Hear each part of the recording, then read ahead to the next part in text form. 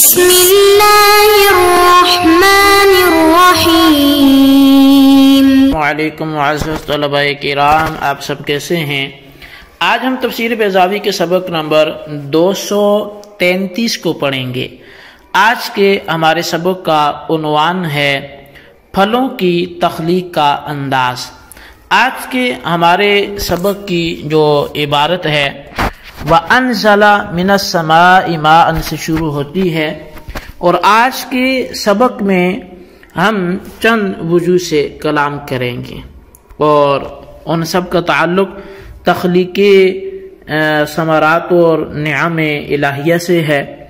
اللہ تبارک و تعالی پھلوں کو کیسے پیدا فرماتا ہے، اور حقیقتاً اسباب جو ہے وہ اللہ کی تخلیق ہیں، لیکن ہر شے کے لیے اس نے کوئی نہ کوئی اسباب بظاہر بنا کے رکھے ہوئے ہیں۔ اور آج کے سبق کی عبارت اور اس کے ترجمے سے ہم اپنے سبق کا آغاز کرتے ہیں اور پھر اس کی وضاحت کی طرف بھی بڑھتے ہیں۔ مصنف علیہ الرحمہ لکھتے ہیں وَأَنزَلَ مِنَ السَّمَاءِ مَاءً فَأَخْرَجَ بِهِ مِنَ الثَّمَرَاتِ رِزْقًا لَكُمْ، اور وہ ذات کہ جس نے آسمان سے پانی برسایا پھر اس کے ذریعے تمہاری رزق کے لیے اس نے پھل نکالے۔ عطف علی جعل، یہاں اس عبارت کا عطف کیا گیا ہے الذی جعل لکم الارض فراشا کے اندر جعل فعل پر، وخروج الثمار بقدرت اللہ تعالی ومشیتہ، اور پھلوں کا جو نکلنا ہے وہ اللہ تعالی کی قدرت اور اس کی مشیت سے ہے۔ ولیکن جعل الماء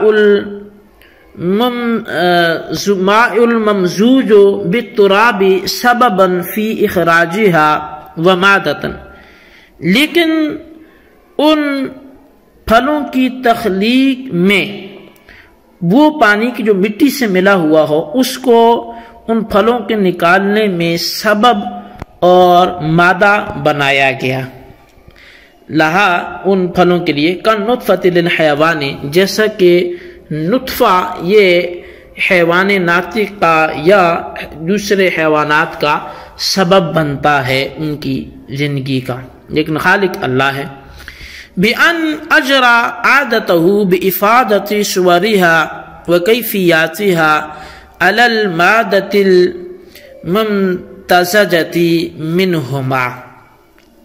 بائیں طور پر کہ اللہ تعالی نے اپنی عادت یہ جاری فرما رکھی ہے کہ وہ ان پھلوں کی صورتوں اور ان کی کیفیت کو وہ اس مادے پر جاری فرماتا ہے یا ظاہر فرماتا ہے کہ جو اس پانی اور مٹی سے ملا ہوا ہوتا ہے۔ او اودع فی الماء قوة فاعلة وفی الارض قوة قابلة یتولد من اجتماعہما انواع الثمار، یا پھر یہ کہ اللہ تعالی نے پانی میں قوت فاعلہ رکھی ہے اور زمین میں قوت قابلہ رکھی ہے، یعنی پانی میں کچھ کرنے کی قوت اور زمین میں قبول کرنے کی قوت، اور ان دونوں کے جب قوتوں کا اجتماع ہوتا ہے تو پھر پھلوں کی اقسام کی پیدائش ہوتی ہے۔ وَهُوَ قَادِرٌ عَلَىٰ أَن يُوجِدَ الْأَشْيَاءَ كُلَّهَا بِلَا أَسْبَابٍ وَمَوَادٍ كَمَا أَبْدَعَ نُفُوسَ الْأَسْبَابِ وَالْمَوَادِ، وَلَكِنْ لَهُ فِي إِنْشَائِهَا مُدْرَجًا مِنْ حَالٍ إِلَى حَالٍ صَنَائِعُ وَحِكَمٌ يُجَدِّدُ فِيهَا لِأُولِي الْأَبْصَارِ عِبَرًا وَسُكُونًا إِلَى عَظِيمِ قُدْرَتِهِ لَيْسَ فِي إِيجَادِهَا دَفْعَةً، اور اللہ تبارک و تعالی کی ذات اس بات پر قادر ہے کہ وہ ساری اشیاء کو بغیر اسباب اور بغیر مواد کے بنائے، جیسا کہ اس نے نفوس اسباب اور مواد کو بنایا، جو مادہ ہے جو سبب ہے اس کو اس نے بنایا، لیکن اللہ تبارک و تعالیٰ کے ان چیزوں کو یک بعد دیگرے سٹیپ بائی سٹیپ ایک حال سے دوسرے حال تک منتقل کرتے ہوئے بنانے میں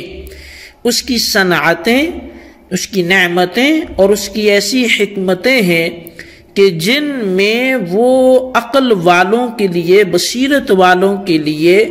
عبرت بناتا ہے اور اپنی عظیم قدرت کا اطمینان دلاتا ہے، جو اطمینان اور جو عبرت یک بارگی ان کو پیدا کرنے میں نہیں ظاہر ہوتی۔ جی طلبہ کرام، یہ تھی ہمارے آج کے سبق کی عبارت اور اس کا ترجمہ۔ آئیے اب اس کی وضاحت کی طرف بڑھتے ہیں۔ تو سب سے پہلے جو آیت کا ترکیبی تعلق ہے وہ عطف علی جعل سے قاضی صاحب بیان فرماتے ہیں کہ چونکہ آیت قرآن پاک سے ہے اور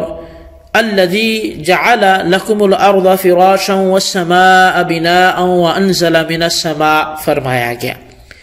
تو اللہ کی جو صفت، رب کی صفت اول وہ الذی خلقکم پہلی گزری، اور صفت ثانیہ الذی جعل لکم الارض یہ گزری، اور وہ صفت ثانیہ معطوف علیہ تھی۔ وَأَنزَلَ مِنَ السَّمَاءِ مَاءً یہ اس پہ عطف ہوا تو یہ معطوف ہو گیا، معطوف علیہ مل کر پھر صفت ثانیہ بنیں گے۔ تو یوں اس کا ما قبل سے تعلق یہ ہے کہ تم عبادت کرو اپنے اس رب کی کہ جس نے تمہیں پیدا کیا اور جس نے تمہارے لیے زمین کو بچھونا، آسمان کو چھت بنایا، اور جس نے آسمان سے پانی اتارا اور اس پانی کے ذریعے سے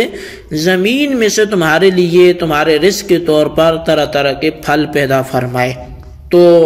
اب یہ اس صفت کے اعتبار سے میں نے آپ کے سامنے ترجمہ پیش کیا۔ اس کے بعد زمین سے پھل نکلتے کیسے ہیں؟ تو کہتے ہیں یہ تو اللہ کی قدرت اور اس کی مشیت سے ہی نکلتے ہیں،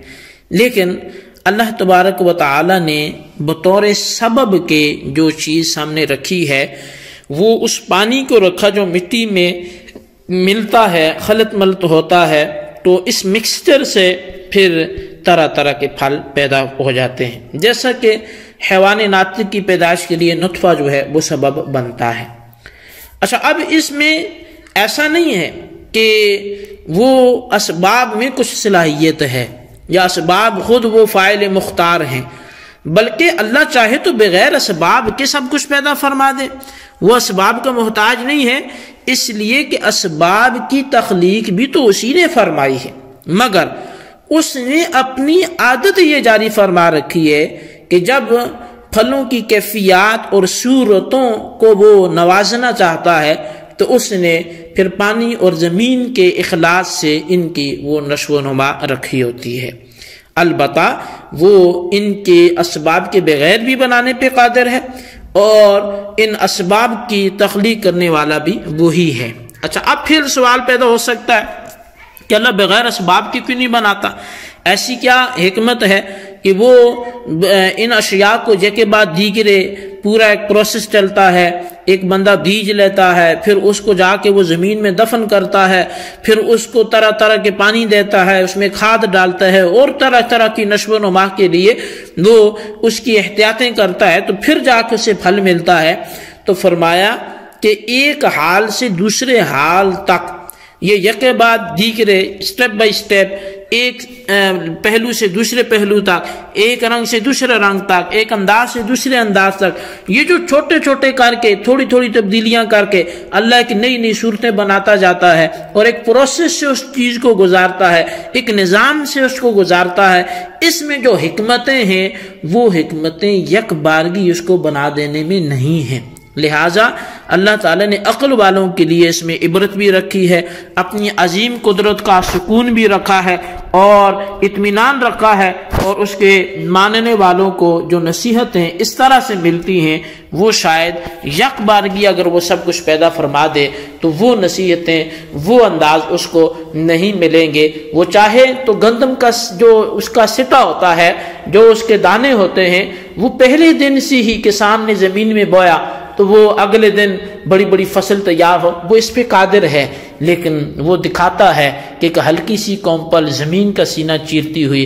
کہ جس پہ اگر انگلی لگ جائے، ہاتھ لگ جائے تو وہ اس سے بھی مسلی جائے اور اس کی جان ضائع ہو جائے، لیکن وہ زمین کا سینہ چیرتی ہوئی کیسے نکلتی ہے، اس کو نکالنے والی ذات وہ رب العالمین کی ہے، وہ خدا کی ذات ہے۔ لہٰذا بڑی بڑی نصیحتیں، بڑی بڑی عبرتیں اور اپنی قدرت کے شاہکار اس نے اپنے کاموں میں رکھے ہیں۔ یہ ہمارے آج کے سبق کی عبارت،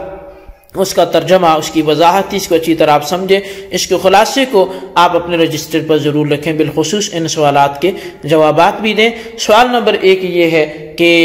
وَأَنزَلَ مِنَ السَّمَاءِ مَاءً کا ماقبل سے ترکیبی تعلق کیا ہے، اور سوال نمبر 2 یہ ہے کہ اللہ بغیر اسباب کے اشیاء کو پیدا کیوں نہیں کرتا، اس کی بھی وضاحت کریں۔ اللہ تبارک و تعالیٰ سے دعا ہے جو کچھ ہم نے پڑھا سنوں سے یاد رکھنے کی توفیق نصیب فرمائے، آمین بجاہ النبی الامین صلی اللہ علیہ وسلم۔